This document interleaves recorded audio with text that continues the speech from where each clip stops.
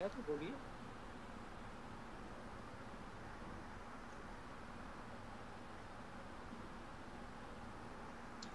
जी, मैं ये जानना चाहता था कि जैसे आप हमें वेद की शिक्षा दे रहे हैं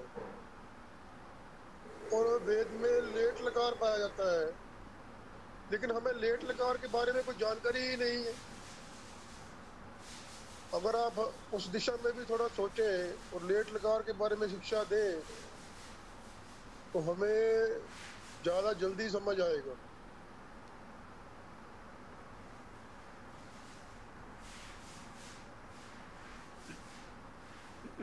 अब तक हमने जितना बताया है या और कोई मंत्र जिसको समझने में आपको कोई समस्या हुई हो, क्योंकि आप लेट लकार नहीं जानते, इस कारण से यदि किसी मंत्र में किसी शब्द को समझने में समस्या हुई हो तो हमें बताइए। नहीं, देखिए, समस्या समझने में नहीं हो रही है, लेकिन उसको व्याकरण के दृष्टिकोण से समझने में पता नहीं चल रहा है।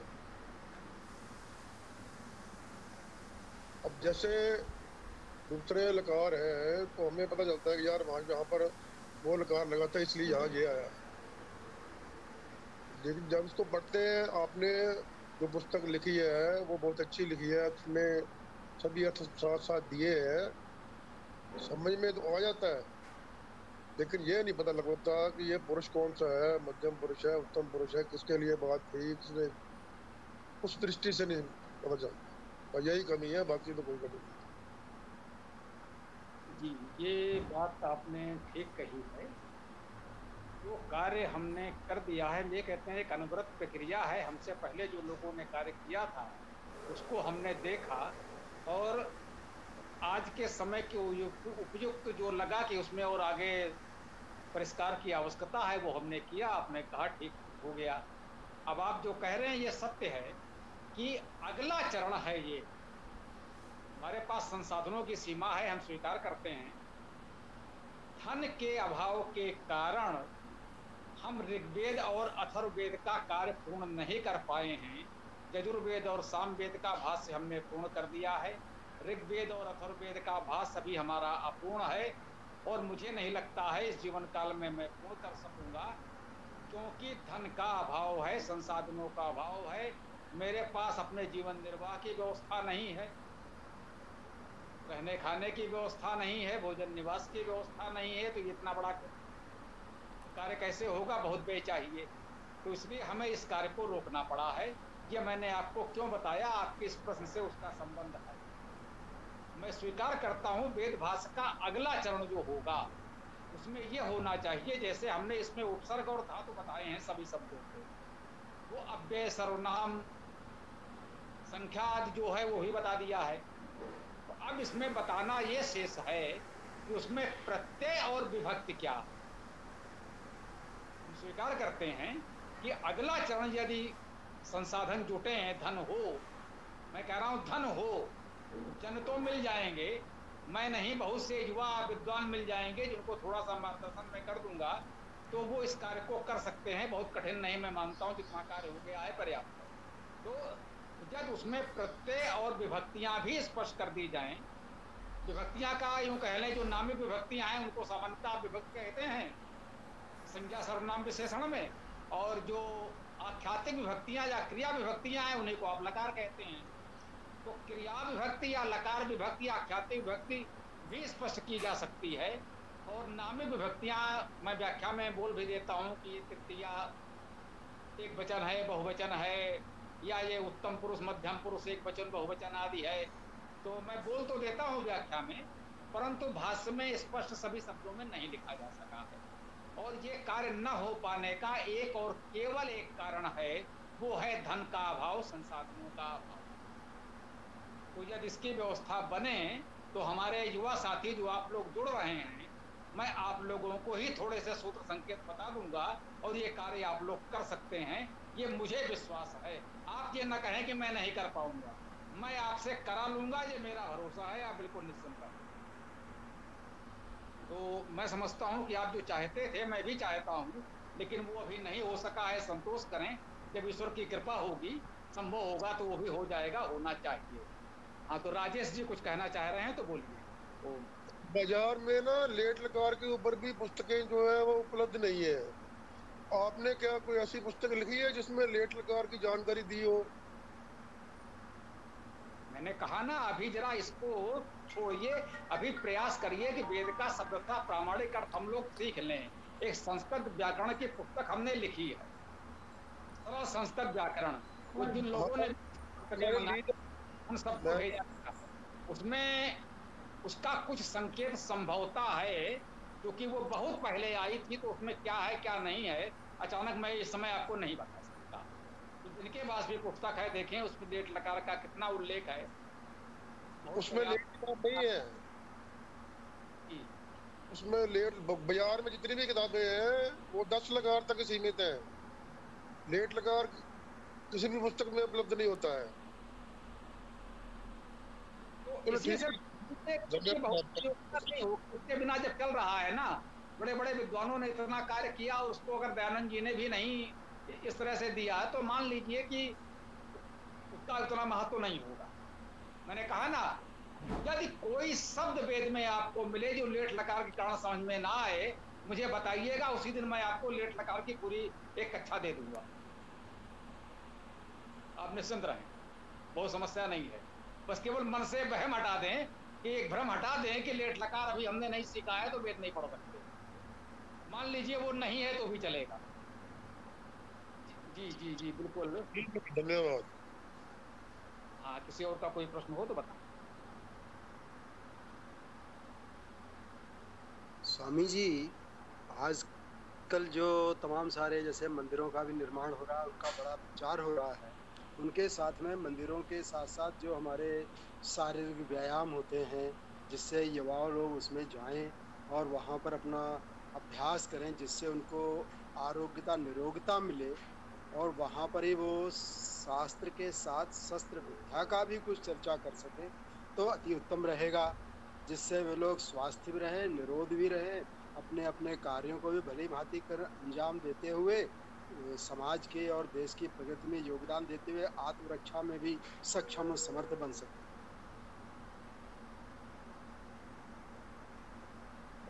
आपने जो भी कहा अच्छी बात है, इससे कोई असहमत होने की तो बात ही नहीं है। अगर ऐसा कुछ हो सकता है तो सबको प्रयास करना चाहिए, और क्या करें, अच्छी बात है।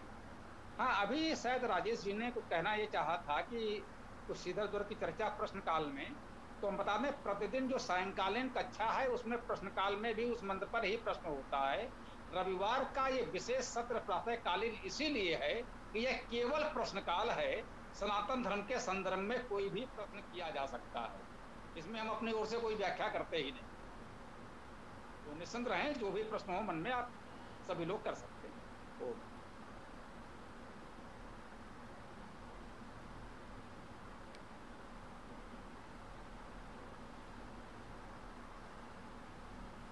दूसरी बात इसको चिंता को लेकर के है कि जैसे अक्सर खबरें छपती हैं हमारे उत्तर प्रदेश में, कभी कभी बिहार में, कभी दक्षिण भारत में, कि लड़कियों को बहला फुसला कर उनका धर्मांतरण कराते विवाह कराया जाता है। और उसके अलावा जो लोग वापस धर्मांतरण से आना चाहते अपने समाज में लौट करके, उनको जो है वापसी कराने के लिए भी कोई कार्यक्रम रखा जाए तो बड़ा अच्छा हो।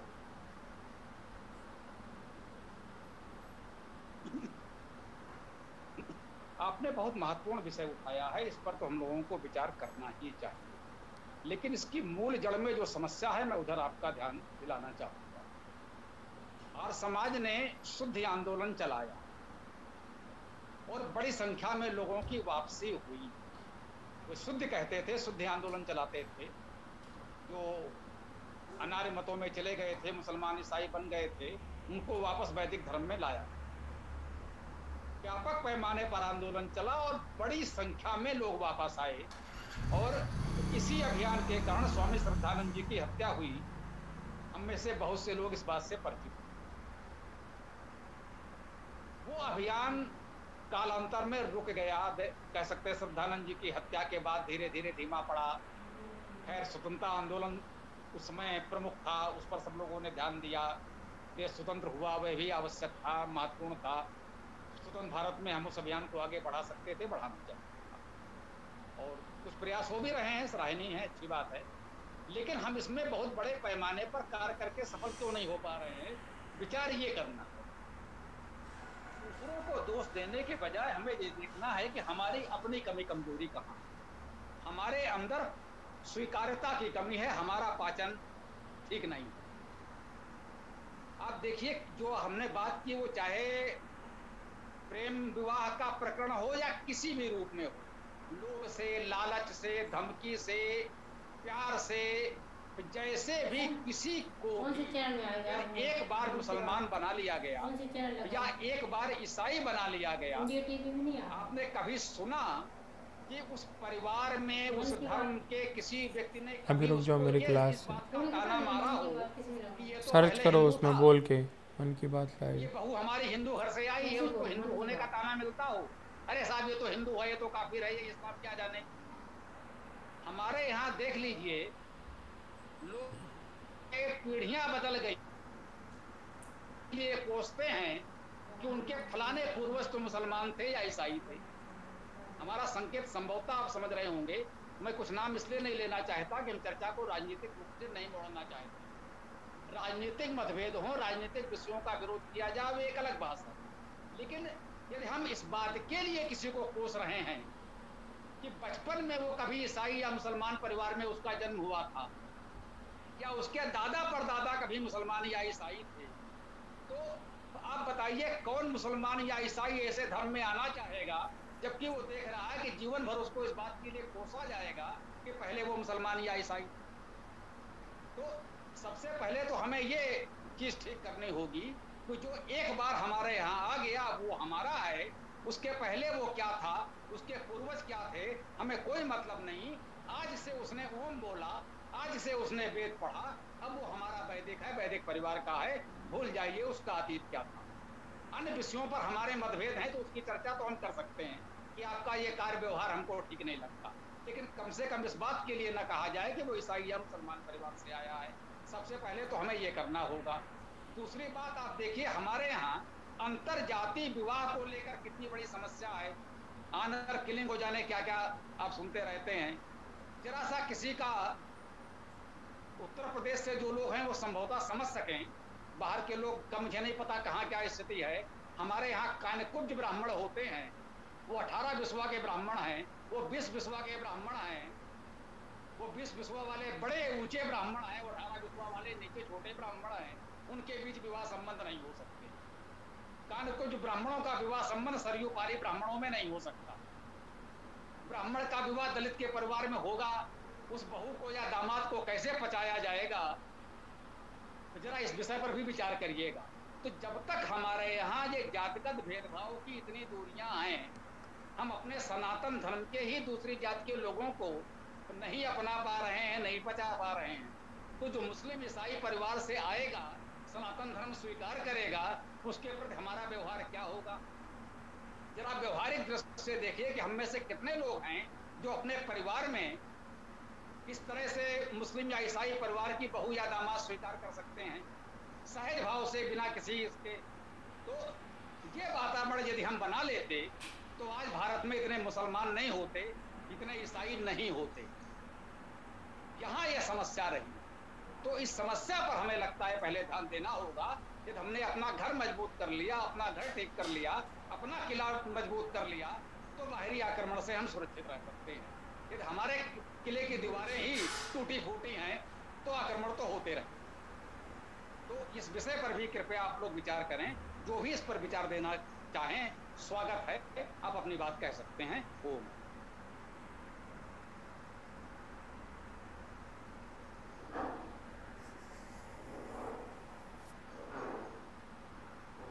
स्वामी जी, ऐसी जो समाज में बुराइयां हैं, जो कुसंस्कार पड़े हुए हैं, वो तो गुरुकुल की शिक्षा से ही जाएंगे।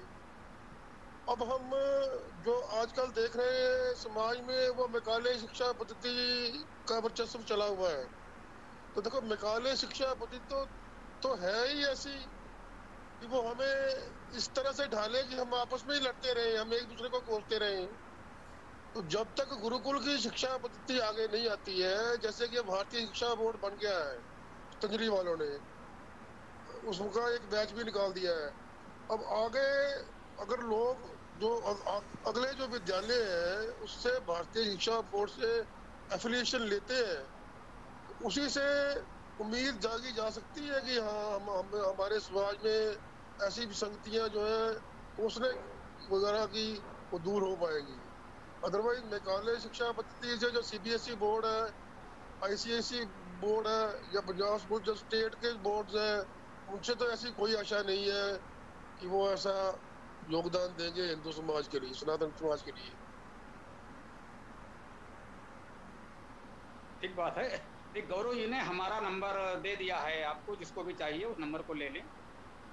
ठीक है, ये सब बहुत तकनीकी रूप से मैं नहीं कर पाता हूँ, गौरव जी से मैंने कहा था तो उन्होंने कर दिया है, तो उसको ले लीजिए। एक बात तो ये, किसी ने हमारा संपर्क मांगा था तो गौरव जी ने दे दिया। ठीक है, तो आपने जो कहा निश्चित रूप से ऐसे प्रयास किए जाने चाहिए। उसमें भी एक बात मुझे ये कहनी है कि हम हर बात के लिए सरकार और सरकारी शिक्षा पद्धति की ओर देखते हैं। कुछ लोग मानते हैं कि इस समय की सरकार तो अनुकूल है, पहले वाली जो थी वो थी।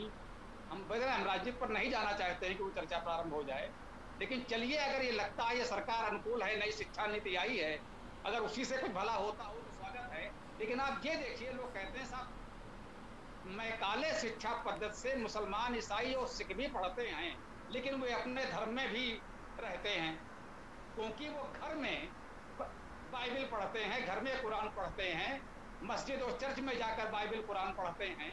हमारे यहाँ मंदिरों में ही वेद नहीं होता। तो सब कुछ सरकार और विद्यालय के भरोसे भी हम नहीं बैठ सकते। हमें प्रयास करना चाहिए कि अपने अनुकूल सरकार बनाएं। जो सरकार हमारे इन चीजों को ले आए तो बहुत अच्छा है। हमें मांग करनी चाहिए कि वेद को राष्ट्रीय ग्रंथ घोषित किया जाए। इतना बड़ा समाज भाई मिलकर के प्रयास करें। अब ये भी नहीं कि हमारे समाज को कोसने लगे कि यार समाज क्यों नहीं कर रहा है। अरे भाई, जो वो कर पा रहे हैं कर रहे हैं, तो जो हमें करना है अपने स्तर पर हम प्रयास करें। इसके लिए एक छोटा सा विचार हमने दिया है, घर में वेद पीठ की स्थापना करें। वेदायन या जो भी छोटे मोटे वेद की पुस्तक आपके पास हो सके उसे रखें। एक समय निश्चित कर लें, वेद पाठ और वेद मंत्र व्याख्या पुस्तक से करें, अपनी ओर से जितनी व्याख्या कर सकें करें। आप, आपका परिवार, आपके पड़ोस के कुछ लोग धीरे धीरे जुड़ने लगेंगे, धीरे धीरे लोगों को वेद की जानकारी होने लगेगी। इस तरह के घर घर वेद पीठ स्थापना का प्रयास करें। हर गली मोहल्ले में एक वेद पीठ हो जाए और बाकी लोग उस वेद पीठ से जुड़ते चले जाएं। तो इस तरह से हम देश में लाखों करोड़ों वेद पीठ बना सकते हैं, जिसके लिए कोई करोड़ों रुपए की हमें भवन स्थान की आवश्यकता नहीं होगी। जहां हम रहते हैं वहीं पर भाई एक दिन हमने प्रतिदिन के लिए घंटा दे सकते हैं, दे दिया, अन्यथा साप्ताहिक ही सही, साप्ताहिक दे दीजिए। तो इस तरह से हम बड़ी संख्या में एकल गुरुकुल चला सकते हैं। इसको हमने कहा है घर में वेदपीठ बनाएं, अपना एकल गुरुकुल चलाएं। उस गुरुकुल के आचार्य संचालक आप ही होंगे। आप में जितने भी योग्यता है उतना पढ़ाना प्रारंभ करिए, धीरे धीरे अधिक लोग भी जुड़ते जाएंगे, मिलते जाएंगे। संकोच न करें।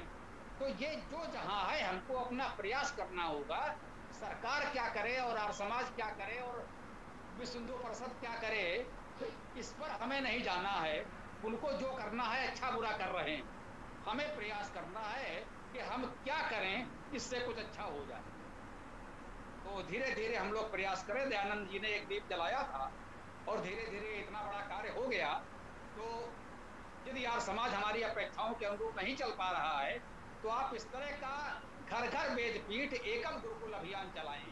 आप सब लोग अपने अपने घर में वेदपीठ एकल गुरुकुल की स्थापना करें और धीरे धीरे प्रेरित करें कि देश में लाखों करोड़ों इस तरह के एकल गुरुकुल स्थापित हो जाएं। तो हमें लगता है हम अपने लक्ष्य को पा सकते हैं। मंदिरों में क्या हो रहा है और कहाँ क्या हो रहा है, अब क्या करें, सब हमारे अनुसार तो नहीं चलेंगे। जी, अशोक तिवारी जी कोई जुड़ रहे हैं, कुछ भी संदेश मिला है। जो भी सज्जन कह रहे हो आप बोल सकते हैं, निश्चिंत होकर बोलिए। ये संदेश वगैरह पढ़ना समझना शायद काम ना उसको दे पाए, लेकिन आप बोल दीजिए तो हम आपकी बात सुन लेंगे। तो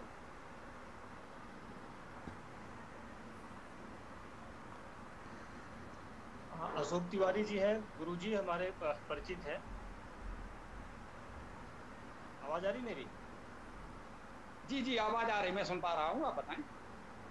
अशोक तिवारी जी हैं, वो पहले भारत में ही अध्यापक थे, फिर वो बीच में ओमान चले गए थे, अब रिटायर्ड होके भारत में फिर से आ गए हैं और राष्ट्र और धर्म के काम में लगे हैं। तो अभी आज ही मुझे आपका लिंक मिला, तो अभी उन्हें भी भेजा है, तो बोले ठीक है मैं जुड़ता हूँ, तो उनको भी जोड़ लीजिए। ठीक है, धन्यवाद जी। तो मैं बता दूं, जैसे आज यदि आप आज ही जुड़ पाए हैं तो प्रतिदिन सायंकाल 7:30 बजे वेद कक्षा होती है हमारी प्रतिदिन। उसमें हम लोग एक मंत्र की व्याख्या करते हैं और केवल उस मंत्र के संबंध में प्रश्नोत्तर होते हैं। उसमें उस मंत्र की व्याख्या में जो नहीं समझ में आया केवल वो प्रश्न करते हैं और उसमें विषयांतर न हो, समय सीमित होता है। इसीलिए रविवार प्रातः काल की विशेष कक्षा रखी गई है 11 बजे। इसमें सनातन धर्म से संबंधित कोई भी प्रश्न कर सकते हैं। सायंकालीन कक्षा 7:30 बजे आज भी होगी।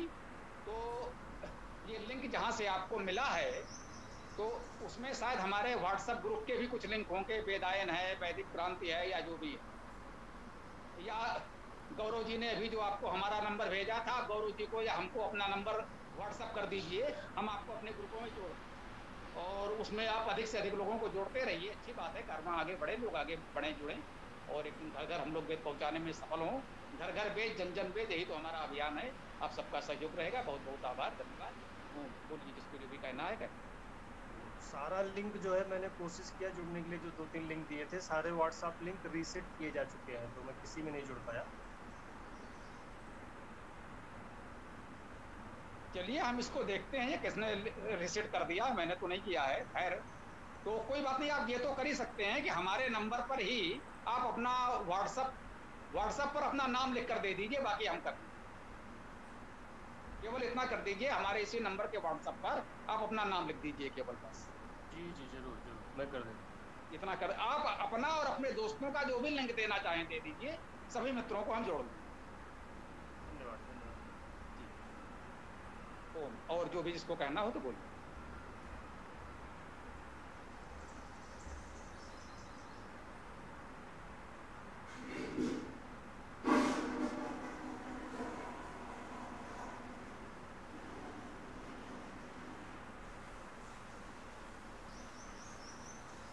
जिसको जो भी कहना है बोलिए, विराम नहीं होना चाहिए, समय का सदुपयोग करें, बोलिए।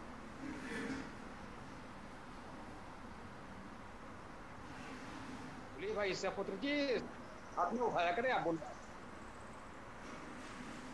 स्वामी जी, मेरा ये कहना है कि अभी समाज में ये लोग ये कहते हैं कि गांधी जी जो है उनके कारण जो है स्वतंत्रता प्राप्त नहीं हुई है, बल्कि बहुत सारे जैसे कि भगत सिंह वगैरह हैं, इनके कारण आज़ादी मिली है। तो और अहिंसा का कोई रोल नहीं रहा है। अंग्रेज़ जो है हमारी बढ़ती देखने के बाद ही जो है इस देश को छोड़ के चले गए। तो क्या ये बात सही है स्वामी जी?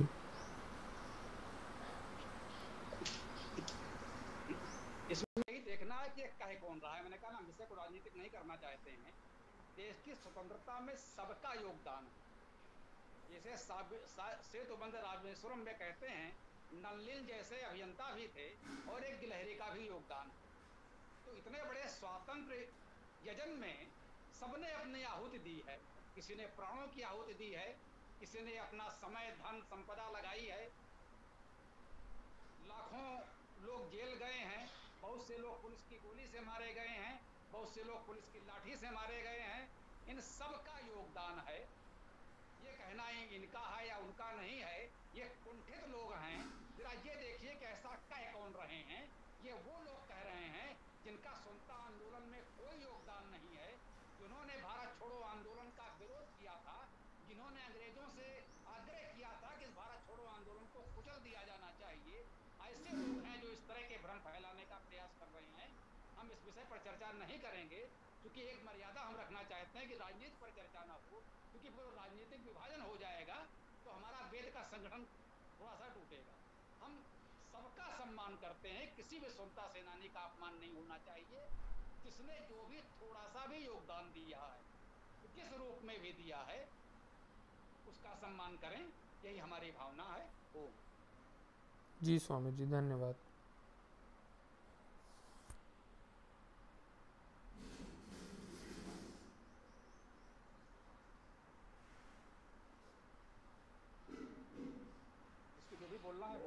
कृपया समय का सदुपयोग करें, विराम ना हो। बोलिए। आचार्य जी प्रणाम। मेरे को एक सवाल था मेरे मन में बहुत ही दिनों से।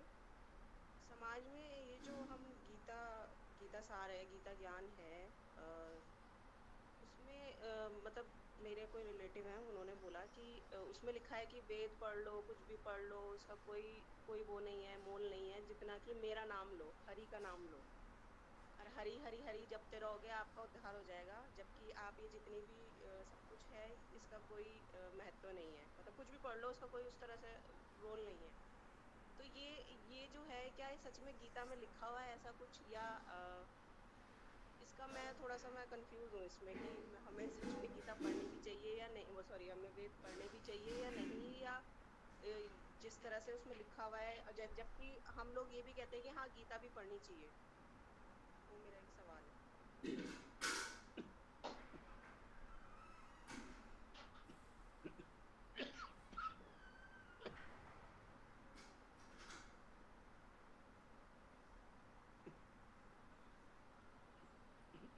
उत्तम प्रश्न है। इससे बहुतों के कई प्रश्नों का समाधान हो जाएगा। एक तो ये जान क्या लें, मैं समझता हूं सभी लोग जानते ही हैं, मैं केवल उसे आपको स्मरण करा रहा हूं। वेद विश्व का प्राचीनतम ग्रंथ है। इसे पूरा विश्व मानता है। वेद को प्राचीनतम ग्रंथ होने की प्रामाणिकता यूरोप के ईसाइयों ने दी है। हम तो आस्था के रूप में मानते ही हैं कि वेद अनादि हैं, अनंत हैं। आधुनिक शैली में इतिहास का शोध लेखन करने वाले यूरोप के विद्वानों ने यह बताया है कि वेद विश्व का प्राचीनतम ग्रंथ है। कितना प्राचीन है इस पर मतभेद हो सकता है, कुछ हजार वर्ष, कुछ लाख वर्ष, करोड़ों वर्ष, अरबों वर्ष, इस पर मतभेद होंगे, लेकिन यह सबने माना है कि वेद विश्व का प्राचीनतम ग्रंथ है। तो गीता, बाइबिल, कुरान आदि किसी भी ग्रंथ के आने से पहले इस विश्व को मार्गदर्शन वेद और केवल वेद देता था। वेद ही अनादि है। वेद के द्वारा ही यह सनातन धर्म फला फूला है। तो जो लोग ये कहते हैं कि वेद नहीं पढ़ना है, वेद के पढ़ने से क्या होगा, ये मान लीजिए वे दुष्ट, नास्तिक, वेद विरोधी, अधर्मी, पापी, पाखंडी हैं और कुछ नहीं। एक बात। दूसरी बात, आपने गीता की, मैं दो बातें कहूंगा। एक तो गीता में क्या कहा गया है इस संदर्भ में। दूसरी बात, इससे थोड़ा कठोर हो सकती है कि गीता हो, बाइबिल हो, कुरान हो, या संसार का कोई भी ग्रंथ हो, उसे ये कहने का अधिकार कहां से मिला कि वेद को पढ़ना चाहिए या नहीं पढ़ना चाहिए। ये होते कौन है इस तरह की बकवास करने वाले। अब मैं बताता हूं कि गीता क्या कहती है। गीता में कहा गया है, वेदा नाम सामवेदो हम, वेदों में मैं सामवेद हूं। कृष्ण से कहलवाया गया है, या कृष्ण कहते हैं, आप जैसे चाहें कहें। गीता में कृष्ण के मुख से कहलवाया जा रहा है कि वेदा नाम सामवेदो हम, वेदों में मैं सामवेद हूं। गायत्री छंद सामे हम, वैदिक छंदों में मैं गायत्री छंद हूं। ये गीता का प्रवक्ता कृष्ण कह रहा है। तो ये किस महामूर्ख महापापी ने यह कह दिया कि वेद को नहीं पढ़ना चाहिए, ऐसा कोई गीता कह रही है। पहली बात तो गीता में ऐसा है नहीं, और यदि है भी तो जिस पुस्तक में ऐसी बकवास लिखी हो उसकी बात हम सुने ही क्यों। समझ में आई बात। थोड़ा सा भाषा कठोर हो गई है, लेकिन यह प्रश्न ही ऐसा था कि जब ऐसे कठोर बात कोई बोले तो हमें उसके पर थोड़ा कठोर होने में कोई संकोच नहीं करना चाहिए। ओम। बोलिए।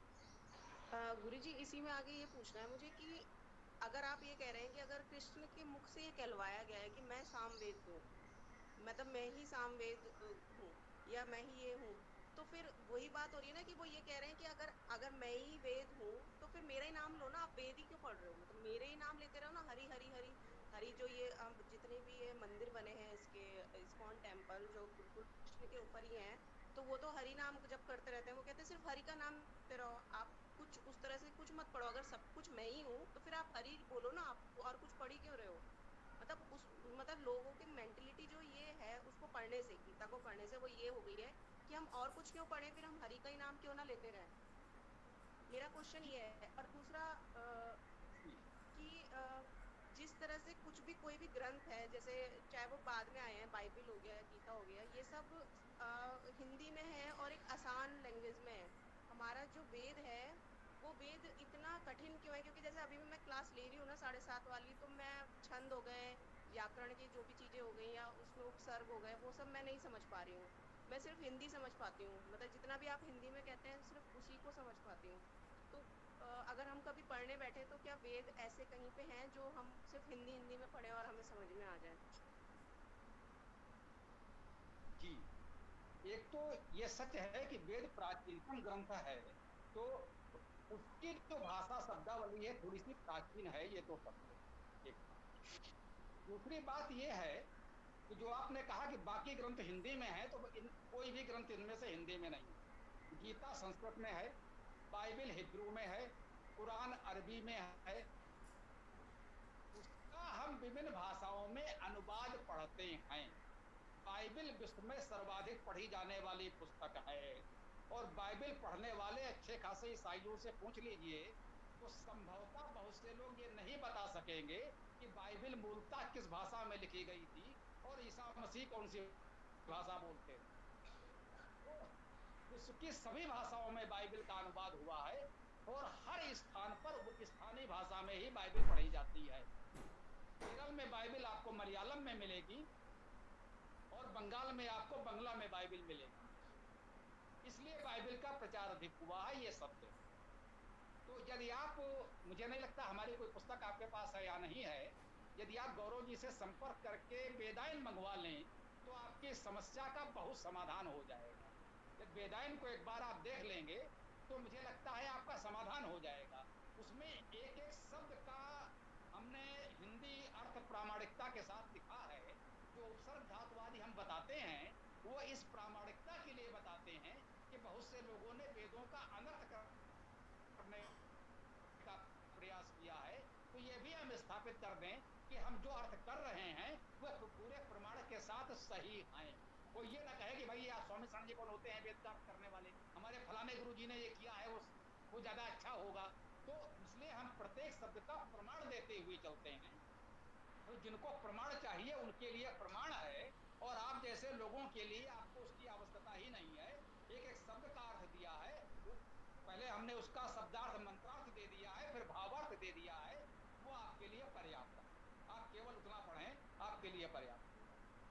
तो वेदायन मंगवा लीजिए, तो मैं समझता हूँ आपकी समस्या का समाधान हो जाएगा, या इस प्रश्न का समाधान मिल जाएगा, ऐसा मुझे प्रतीत होता है। जी, ये मैं वो तो मंगवा लूंगी गुरुजी, लेकिन मेरा पहला क्वेश्चन ये था कि हरि का नाम, जो ये कहते हैं कि हरि का नाम ही हैं,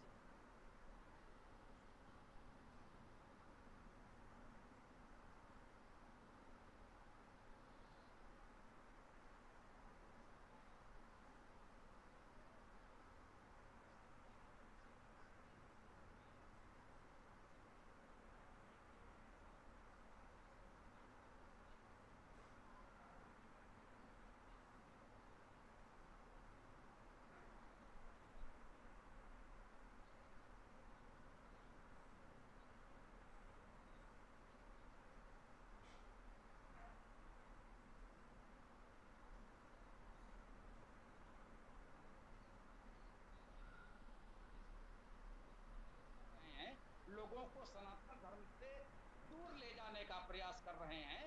वेद का प्रत्यक्ष विरोध करने का साहस तो विश्व में किसी में नहीं है, इसलिए वेद का विरोध करने के ये उपाय किए जाते हैं। अरे भाई वेद कठिन है, तुम कहाँ पढ़ पाओगे, तुम तो बस केवल हरि का नाम लो, या हमारा गुरु जी की पूजा करो, गुरु जी की फोटो रख लो, गुरु जी को चढ़ा दो, गुरु जी तुम्हारा सब उद्धार कर देंगे, हमारे फलाने बाबा जी गुरु जी। ये जो दिया जा रहा है ये केवल लूटने का साधन है, लोगों को सच्चे धर्म से दूर करने का षड्यंत्र है। उनकी धर्म की दुकान चलती रहे, केवल ये प्रयास है, तो इसके अलावा और कुछ नहीं है। वेद हमारा मूल है, प्राचीनतम है, सनातन धर्म का मूल है। घर घर में वेद वैसे ही होना चाहिए, जैसे हर ईसाई के पास बाइबल है वैसे ही सभी सनातनियों के पास वेद होना ही चाहिए। कुछ लोग कहते हैं वेद पढ़ने का अधिकार केवल ब्राह्मणों को है, कुछ कहते हैं वेद पढ़ने का अधिकार ब्राह्मणों को भी नहीं है, कुछ उच्च ब्राह्मणों को है, कुछ कहते हैं पहले यज्ञोपवीत संस्कार होना चाहिए तब वेद पढ़ सकते हो, आदि आदि इतने ये आदि लगाए जाते हैं, लोगों को वेद पढ़ने से रोकने के लिए इतने षड्यंत्र किए जाते हैं। हमें इन सब से उबर कर घर घर वेद जन वेद के अभियान को सफल बनाना है, ये हमारा प्रयास है। तो स्वामी जी आपकी आज्ञा हो तो मैं बोलूं कुछ? जी अवश्य बोलिए।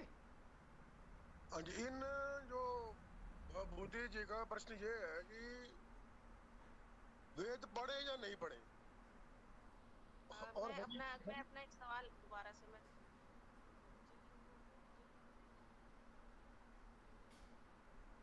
वो ये कह रहे हैं कि उसमें लिखा है कि वेद पढ़ लो, कुछ भी पढ़ लो, मेरा नाम लो, बस आप कुछ कुछ कुछ से हासिल नहीं होना, नाम मेरा नाम लेके ही होगा जो होगा। मतलब उद्धार वाली बात होती है ना कि आप प्रभु तक कैसे पहुंचोगे। तो गीता जो गीता पढ़ रहे हैं उनको मैं कैसे समझाऊं कि आप गीता, या तो मैं उनको बोलूँ गीता मत पढ़ो वेद पढ़ो, या मैं उनको बोलूँ गीता भी पढ़ो वेद भी पढ़ो। क्या मैं उनको किस तरह से ये बात बोलूँ कि नहीं आपको ये नहीं बोलना है कि नहीं वेद पढ़ के कुछ नहीं होगा, सिर्फ हरि का नाम लेने से ही होगा। हमने ना किसी को जो जब सिमरन वो कर रहा है उससे हटा करके दूसरी तरफ लेकर नहीं जाना है। पहली बात तो आप मन में ये रखिए, हम किसी से गीता छुड़वाना ही क्यों चाहते हैं? अगर किसी की आस्था गीता में बनी हुई है तो बनी रहने दीजिए। तो जब उसकी देखिए, मैं शुरू से जो आपने सवाल पूछा है उससे शुरू करता हूँ। देखिए, जब सृष्टि का निर्माण हुआ तो तब उस समय जो मानव जो जो बौद्धिक स्तर था मानव मस्तिष्क का, वो बहुत ऊंचा था। जब वेद आए इस सृष्टि में तो उस समय बौद्धिक स्तर इतना ऊंचा होने के कारण मानव जो था वो वेदों को आसानी से समझ जाता था। धर्म उस समय 100% था। धीरे धीरे धर्म जो बौद्धिक स्तर गिरता गया, धर्म का भी आगे सतयुग से 100, सतयुग में 100, त्रेता में 75, द्वापर में 50 और कलयुग में 25 रह गया। तो ये मानव के बौद्धिक स्तर के गिरने के लक्षण है। अब ये जो पुस्तकें आप कहती हैं हिंदी में लिखी हुई है या दूसरी भाषाओं में लिखी हुई है, तो इन पुस्तकों को उनकी उस समय जो तत्कालीन भाषाएं जो थी, जो उसमें जो जिसको हम कहते हैं कि आसान भाषा में लिखी गई हैं, ऐसी लिखने की जरूरत क्यों पड़ी? जरूरत इसलिए पड़ी क्योंकि मानव का बौद्धिक स्तर गिर गया था। तो उसके बौद्धिक स्तर के अनुसार उस समय के जो तत्कालीन लेखक थे उसको समझ में आ जाए, इसलिए ऐसी पुस्तकें उनकी मानव की आसान भाषा में लिखी गई ताकि वो समझ सके। तो इसी कारण से वो जो वेद से वो दूर होता गया कि वही बातें जो वेद में लिखी थी उसको उसमें अपनी एक रीजनल क्षेत्रीय भाषा में उसे में प्राप्त होने लगी। लेकिन ये जो प्रक्रिया है बौद्धिक स्तर के गिरने की, ये आज भी जारी है। जब तक सतयुग की स्थापना नहीं हो जाती तब तक तो ये जारी है ही है ना। अब मुझे उम्मीद है कि इस बात से आप देखिए, एक बात और कहूंगा, मानव मस्तिष्क की जो क्षमता है वो इतनी नहीं है कि सारी बातें वो स्मृति में डाल सके। वो स्मृति में डाल नहीं सकता, इसीलिए इन पुस्तकों का निर्माण हुआ है कि जब एक रिकॉल वोकैबुलरी होती है, रिकॉलिंग मेमोरी होती है कि यार हमें वहां पढ़ा था, उस पुस्तक से हमें ये ज्ञान मिल सकता है। अब ये नहीं है कि हाँ अभी वो सारी पुस्तकें हम अपनी दिमाग में डाली जा सकती हो, मानव मस्तिष्क की इतनी क्षमता ही नहीं है। तो इन वेदों का निर्माण भी ऐसे ही इसलिए हुआ था, जब भगवान ने इसका निर्माण ब्रह्मा जी को उन्होंने वेद दिए कि ये मानव मस्तिष्क में, आप जब जैसे अगर हम पुराण पढ़ते हैं ना तो पुराणों में ऐसी बातें मिलती हैं। जब ऋषि वेद व्यास जी ने इन पुराणों का विभाजन वगैरह किया तो उसमें भी ऐसी बातें, में उपनिषदों में भी ऐसी बातें मिलती हैं जिसमें ऐसा वर्णन मिलता है कि ऐसे जो आगे आगे आगे आगे हम ग्रंथ लिखते गए तो वो क्यों लिखते गए। तो आप उनको ये कह सकते हैं, पहली बात तो ये है कि मैं कहूंगा कि उसी को ये कहने की जरूरत ही नहीं है कि गीता छोड़ के वेद में आओ। जो गीता पढ़ रहा है उसको पढ़ने दो। देखिए आप, जैसे हरि है, हरि अगर कोई बोलता है या जो जिस भी नाम से वो सिमरन करता है, उस व्यक्ति के सिमरन से धीरे धीरे धीरे उसकी एक अवस्था में उन्नति होती है। आध्यात्मिक अवस्था में उन्नति होती है। तो जैसे जैसे उसकी आध्यात्मिक अवस्था में उन्नति होती है, वैसे वैसे वो अपने आप वेदों के निकट आता जाएगा। अब जैसे मैं ही हूँ, मैं तो शुरू से वेदों के निकट थोड़ी था।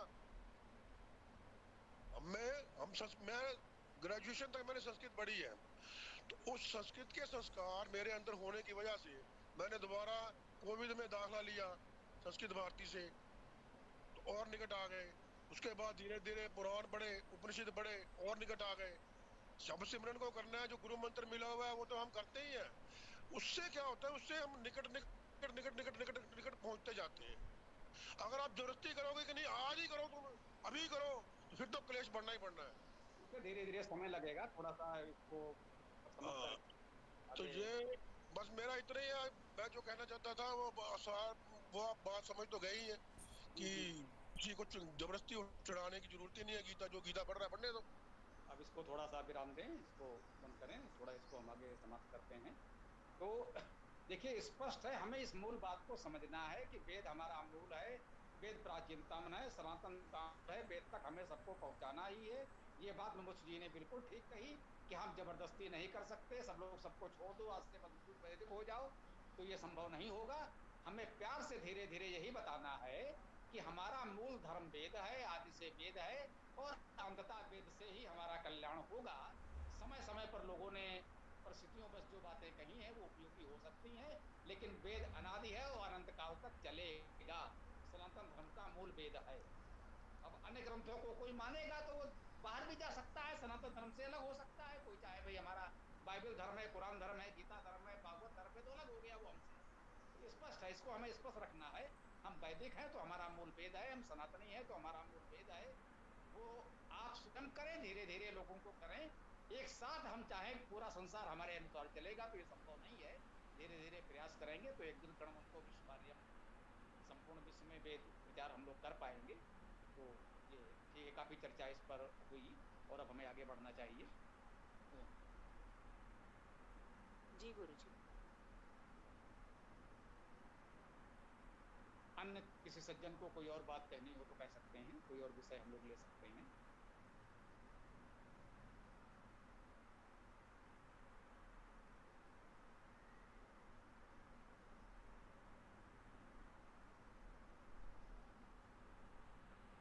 जी बोलिए, जिसको जो भी बोलना है बोलिए, कृपया समय का सदुपयोग करते रहें, विराम न लें।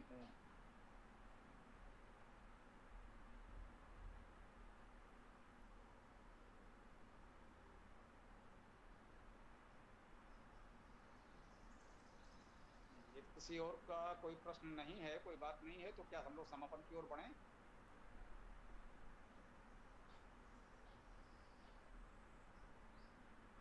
किसी को कुछ बोलना हो बोलिए, अन्यथा गौरव जी फिर अपना समापन करें।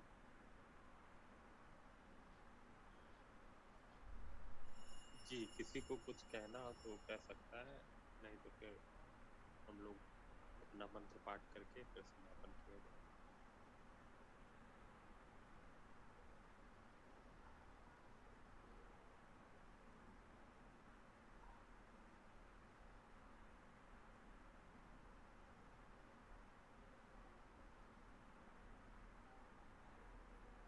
जी, तो सब लोग जुड़ जाएंगे। ये हमारा नंबर गौरव जी ने दिया कि आप लोगों के पास होगा, जिनके पास नहीं है वो ले लें और निजी व्हाट्सअप कर दें, हम लोग ग्रुपों में आपको जोड़ लेंगे, सूचनाएं मिलेंगी और लिंक मिल जाएगा। शाम को सायंकाल 7:30 बजे की कक्षा होगी, जहाँ मंत्र व्याख्या होती है, सब लोग जुड़ें। और उसका लिंक अलग से मिलेगा, पुलकित जी देते हैं या जो भी होगा मिल जाएगा आपको। तो अब हम लोग, हाँ बताइए, कोई सूक्त पाठ करना है या वो मंत्र के साथ समापन किया जाए? अपनी टीम से कौन लोग हैं, जैसा भी उचित समझे बोलिए। तो मंत्र के साथ समापन कर सकते हैं तो समापन करें। अभी भी किसी के मन में कोई प्रश्न आया हो, थोड़ा समय है, हम लोग चर्चा कर सकते हैं, नहीं तो मंत्र के साथ समापन करें।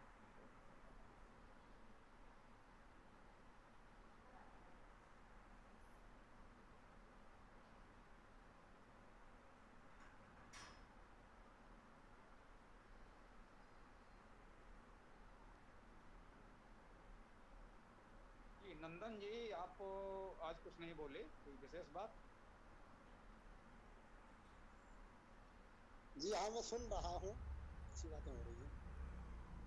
औरों को भी बोलना चाहिए, इसलिए मैं भी ये चाहता हूँ सब बोलें और अच्छी बात बोलें, जिससे सबका मार्गदर्शन हो सके। मैंने 1986 में ग्रेजुएशन की थी और आज देख लो 2023 है, तो मुझे 37 साल लग गए वेद तक पहुंचते पहुंचते।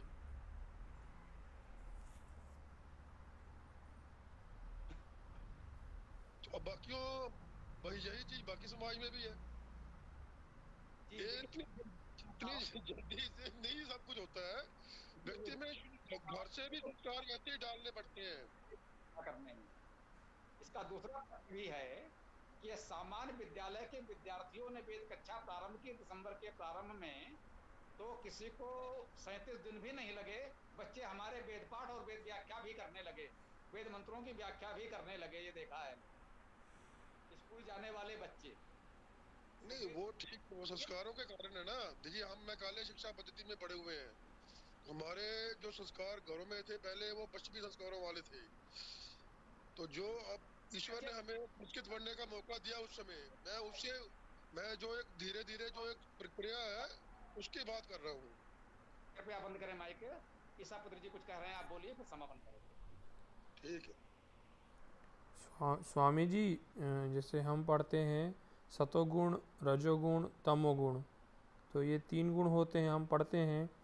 तो जो वेद है अपना ऋग्वेद, यजुर्वेद, सामवेद और अथर्ववेद, उसका अभ्यास करने से क्या 3 गुण हम पे लगेंगे?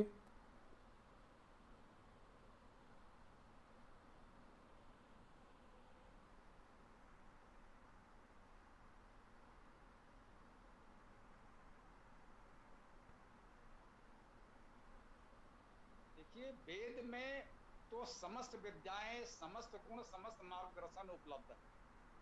वेद पढ़ने से हम तीनों गुणों को जान समझ पाएंगे, अपना सकेंगे, और जो लोग चरम अध्यात्म की स्थिति में त्रिगुणातीत कहते हैं वो अवस्था भी हम प्राप्त कर सकेंगे। वेद विशुद्ध अध्यात्म की बात है, परमात्मा से सीधे आपको जोड़ने की बात है। वेद का अभ्यास करते हैं, स्वाध्याय करते हैं, तो हम सीधे उसी के साथ एकात्म हो जाते हैं। इस भाव के साथ हम लोग वेद का स्वाध्याय कर रहे हैं। तो अब हम लोग क्या समापन की ओर बढ़ें? धन्यवाद स्वामी जी।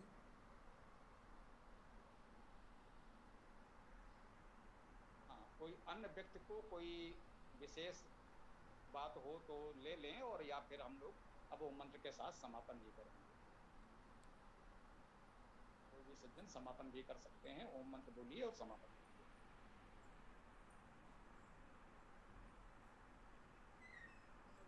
जी मेरे मन में अभी भी मेरी शंका दूर नहीं हुई है। मेरी शंका ये है कि अगर किसी पुस्तक में ये लिख दिया गया है कि वेद ही है ही नहीं, तो वो फिर वो कभी भी इस रास्ते पे क्यों आएगा? अगर वो यही पढ़ता रहेगा वेद है ही नहीं, वेद को पढ़ने पढ़ाने से कुछ नहीं होगा, सिर्फ मेरा नाम जपो, हरि का नाम जपो। क्योंकि कृष्ण जी जब पैदा हुए थे हम उनको बोलते हैं कि महापुरुष, लेकिन जो लोग मूर्ति पूजा मानते हैं उनको मूर्ति के रूप में पूजा करते हैं उनकी।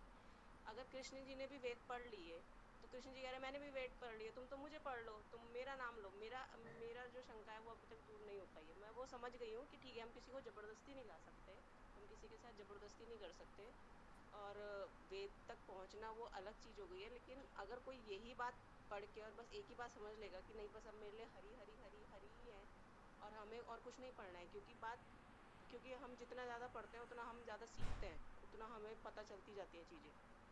लेकिन अगर कोई व्यक्ति एक ही चीज पढ़ के और बस फिर उसको छोड़ देगा, फिर वो हरि का ही नाम जपता रहेगा, और अगर वो ये कहता रहेगा नहीं नहीं नहीं वेद वेद में कुछ नहीं है, अगर हम कभी बोले उससे, कभी हम जनरल बात भी करें कि देखो वेद में ये लिखा है कि नहीं नहीं हरि ही है सब कुछ, और जबकि ये भी कहा जाता है कि कृष्ण ने भी वेद पढ़े हैं, राम ने भी वेद पढ़े हैं, और राम को और कृष्ण को हम भगवान मानते हैं। जो मूर्ति पूजा करते हैं वो लोग भगवान मानते हैं, तो वो क्या वो सच में भगवान है या वो क्या है? हम मतलब इस चीज को हम डिफरेंस कैसे करें?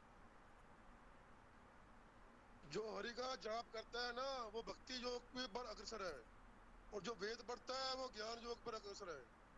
मुमुद जी कृपया अवसर दें, कुछ कहने दें और लोगों को। अभी नंदन जी भी कुछ कहना चाह रहे हैं संभवतः, तो जी स्वामी जी नमस्ते। नमस्ते। चर्चा काफी हुई है और एक ही विषय पे केंद्रित रही है और अंत में ये निर्णय हुआ कि मेरी शंका का समाधान नहीं होगा। तो जो लोग समाज से पहले जुड़े हुए हैं, स्वामी दयानंद जी से पहले से जुड़े हुए हैं, वैदिक संस्थाओं से पहले से जुड़े हुए हैं, तो ये स्वामी जी के सामने भी ये प्रकरण आया था। स्वामी जी से भी लोगों ने शंकाएं की थी और एक जो खास व्यक्ति थे उन्होंने यहाँ तक कह दिया कि आपने मेरी शंकाओं का समाधान कर दिया है, लेकिन मेरी शंका का समाधान नहीं हुआ। एक ऐतिहासिक तथ्य है। वहां पर स्वामी जी का कहना यह था कि मेरा जितनी मेरी सामर्थ्य थी, जितनी मेरी विद्या थी, उस स्तर से मैंने अपने बौद्धिक बल से शंका का समाधान करने की कोशिश की है। आपका मैंने ये दावा नहीं करा था कि मैं आपकी शंका का समाधान कर पाऊंगा। आपकी शंका का समाधान नहीं हुआ तो उनका यहाँ पर ये कहना था कि अंतिम सत्ता परमात्मा है। परमात्मा जब कृपा करेंगे तभी तुम्हारी या अन्य किसी की शंका का समाधान हो सकता है। बहुत अच्छा ये ग्रुप चल रहा है वेद की कक्षाओं का। हमको भी अब पता लगा है कि हमको मात्र और मात्र सिर्फ वेद का अध्ययन करना चाहिए। अन्य कर्म कांडों को भी कुछ कम करते हुए, जो आवश्यक है उसी को करते हुए, और वेद का पठन पाठन जो स्वामी जी ने दिया है, वेद का पढ़ना पढ़ाना सब आर्यों का परम धर्म है। और जो मूल उद्घोष स्वामी जी ने सबको दिया है, वो क्या दिया था सबको स्मरण करना चाहिए। आज मैंने ये बात समाज में भी रखी अपने कि स्वामी जी ने जो उद्घोष अपनी तरफ से दिया है वो ये दिया था कि वेदों की ओर लौटो। उन्होंने ये नहीं कहा था कि मेरी ओर लौटो, जैसे कृष्ण भगवान जी ने कह दिया तथाकथित कथावाचकों की तरफ से कि आप सिर्फ मेरा नाम स्मरण करो, हरि का नाम स्मरण करो। ये वो लोग कह सकते हैं, स्वामी जी ने ये नहीं कहा। उन्होंने यहाँ तक कहा कि मैंने जो बात की है वो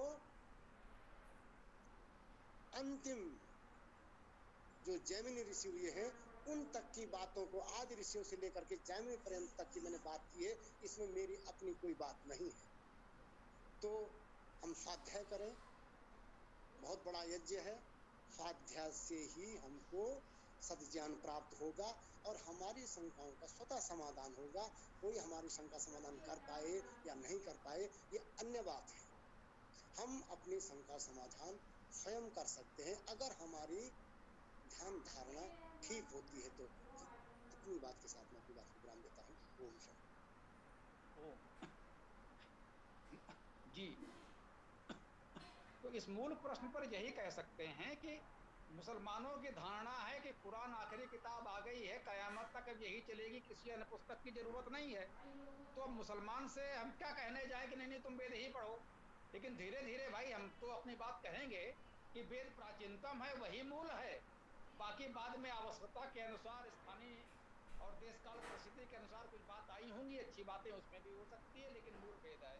हम यही सबसे कहेंगे जो कुरान को मानने वाले हैं, जो बाइबल को मानने वाले हैं, जो गीता को मानने वाले हैं, या किसी भी अन्य ग्रंथ को मानने वाले हैं, किसी व्यक्ति को मानने वाले हैं, तो हम तो यही कहेंगे वेद प्राचीनतम है, वेद ही हमारा मूल है, वेद को पढ़ना चाहिए और वेद को पढ़ने से ही अंततः हम सत्य को पा सकते हैं।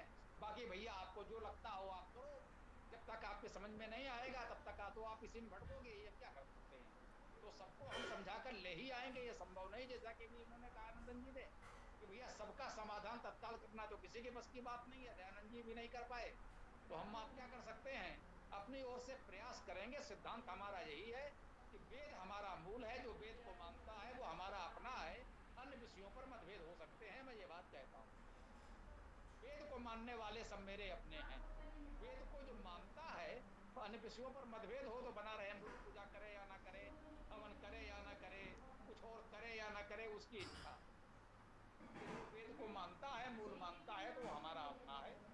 सिद्धांत पर हम अधिक से अधिक लोगों को जोड़ने का प्रयास करें। हो सकता है एक दिन हम पूरे संसार को वेद के मार्ग पर ला सकें, नहीं तो हम तो वेद के मार्ग पर चलेंगे और जितने लोगों को ला सकेंगे प्रयास करेंगे। यही बात हमारे लिए महत्वपूर्ण है, इसी विचार पर हम आगे बढ़ रहे हैं। और हरीश जी कुछ कहना चाह रहे हैं तो बताइए। हाँ स्वामी जी, मेरा कथन इस तरह से है कि जो शब्द ये हरि बार बार प्रभुति जी की तरफ से उठ रहा है, तो हरि का अर्थ जो मैंने जाना है वो ये है कि जो हमारे दुखों को, विपत्तियों को हरण करता है उसे हरि कहा गया है संस्कृत में। जैसे हम लोग आरती गाते हैं, ओम जय जगदीश हरे, हे जगत के ईश्वर हमारे दुखों को हरण करो, हम आरती भी गाते हैं उसी लिए। तो इसलिए अगर उस आशय में कोई बोलता है कि हरि का ध्यान करना है, हरि का स्मरण करना है, तो वहां तक तो वो ठीक है। लेकिन मात्र कृष्ण के नाम से अगर वो हरि बोलता तो वहां पर बात उसकी अधूरी है, क्योंकि जो आपने खुद ही कह दिया है, कृष्ण जी ने खुद ही गीता में कहा है कि साम वेदो हम छंदो गायत्री, तो उस तरह से ही बातें सीधी स्पष्ट हो जाती है कि जो वेद के अंदर ज्यादातर छंद गायत्री छंद में गाए हुए हैं। वेदों में भी साम वेद है जो गाया जाता है। तो इस तरह से बात जो है आती तो वही है। अब अंतिम निर्णय भभूति जी को ही करना है कि वो सहमत होती हैं या नहीं, शंकाओं में रहती हैं या शंकाओं से बाहर निकलना चाहती हैं, ये निर्णय उनका ही अपना हो रहेगा। बाकी जो आपने प्रयास किया, जो नंदन जी ने कहा, ये बात पूर्णतः सत्य है कि हम लोग आपको उन चीजों के बारे में बता सकते हैं। निर्णय करना आपका दायरा है, वो हमारा नहीं। धन्यवाद। अति उत्तम, बहुत अच्छी बात आपने कही। इस चर्चा को समापन दिया, बहुत अच्छा हुआ। जी गुरु जी। और तो मेरे विचार से अब हम लोगों को समापन की ओर बढ़ना चाहिए। फिर भी किसी का कुछ विशेष बात हो तो थोड़ी सी बात ले सकते हैं हम, अन्यथा आप समापन की ओर बढ़ा रहे हैं। बोलिए, किसी को कुछ कहना हो तो बोल दीजिए, अभी एक अंतिम प्रयास। स्वामी जी जैसे महर्षि दयानंद जी ने समझाया था, जो शायद मनुस्मृति में है, कि एक वेद को पढ़ने में 11-11 वर्ष लगाओ। तो क्या ये बात ज़रूरी है कि एक वेद को पढ़ने में 11 वर्ष लगाएं? चलिए, बहुत अच्छा प्रश्न कर दिया आपने चलते चलते, और उसके बाद इसका समापन हो ही जाएगा। ये जिसने भी कहा एक वेद को पढ़ने में 11 वर्ष लगाओ, मुझे लगता है वो मंदबुद्धि स्तर का व्यक्ति हो सकता है। जिसने भी ऐसा कहा है, एक वेद पढ़ने में 11-11 वर्ष लगाओ, 4 वेद पढ़ने में 44 वर्ष माने जाएं, या यदि सामवेद को पढ़ने में 11 वर्ष लगेंगे तब तो चारों वेद पढ़ने में 100 वर्ष से अधिक लग जाएगा। इसमें प्रश्न ये भी उठेगा कि सबसे छोटा सामवेद पढ़ने में यदि 11 वर्ष लगा तो चारों वेदों का आकार उसके 10 गुने से अधिक है, तब तो 125 वर्ष 150 वर्ष केवल वेद ही पढ़ता रहेगा। इतना जीवन काल किसी का होता नहीं। तो स्वाभाविक है ये कहना कि 11-11 वर्ष एक एक वेद के पढ़ने में लगाएंगे, ये कोई मंदबुद्धि ज्ञानी ही कह सकता है, कोई समझदार बुद्धिमान व्यक्ति तो नहीं कहे। अब वो किसके नाम से कहा, किसने लिख दिया है, मैं उस विवाद में नहीं पड़ता।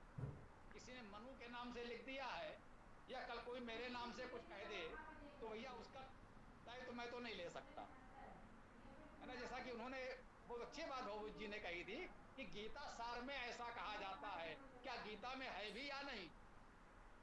तो आपने कह दिया साहब मनु महाराज ने ऐसा कहा था या फलाने जी ने ऐसा कहा था, पता नहीं उस बेचारे ने ऐसा कुछ कहा भी था कि नहीं। और यदि कहा भी हो तो हमारे लिए व्यक्ति प्रमाण नहीं है, वेद प्रमाण है।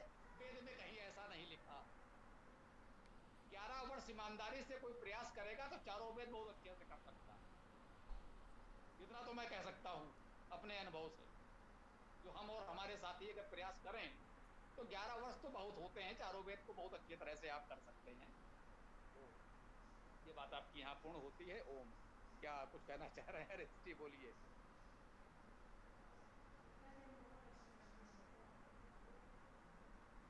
हरीश जी कुछ कह रहे हैं क्या, या ऐसा ही हाथ उठ गया है तो फिर ओम मंत्र के साथ समापन कर दिया जाए? नहीं आचार्य जी, बात अपनी पूरी हो गई। बस अंत में सिर्फ इतना ही कहना चाहता हूँ कि वेद जो है उनको मैक्स मुलर समेत अन्यों को यूरोपीय वैज्ञानिकों ने जो उनकी आयु आंकी है उनका कहना ऐसा है कि ईसा पूर्व वेदों का ऋग्वेद जो हमारा सबसे पुराना है उसका काल 6500 वर्ष ईसा पूर्व उन्होंने आंका। नमस्ते जी, मैंने यही निवेदन किया था, किसी ने वेद का काल कितना भी आका हो, हजारों में, लाखों में, करोड़ों में, मुख्य बात यह है कि सबने ये माना है कि वेद प्राचीनतम है, मेरे लिए इतना ही पर्याप्त है। कितना प्राचीन है इस पर आप लोग अभी और माथापच्ची करिए, मेरे लिए इतना ही पर्याप्त है। कम से कम इतना तो आपने माना कि वेद प्राचीनतम है, वो जितना भी है, बाकी उसके पहले का कुछ आपके पास नहीं है। तो बस वेद प्राचीनतम है, हमारे लिए मूल आधार है, इतना ही पर्याप्त है ना। कोई उसको करोड़ों अरबों वर्ष नहीं मानता, ना माने, इतना भी पर्याप्त है। जितना भी आप मान लें तो हमें कोई आपत्ति नहीं है, ठीक है। तो मुझे लगता है वो मंत्र के साथ समापन किया जाए।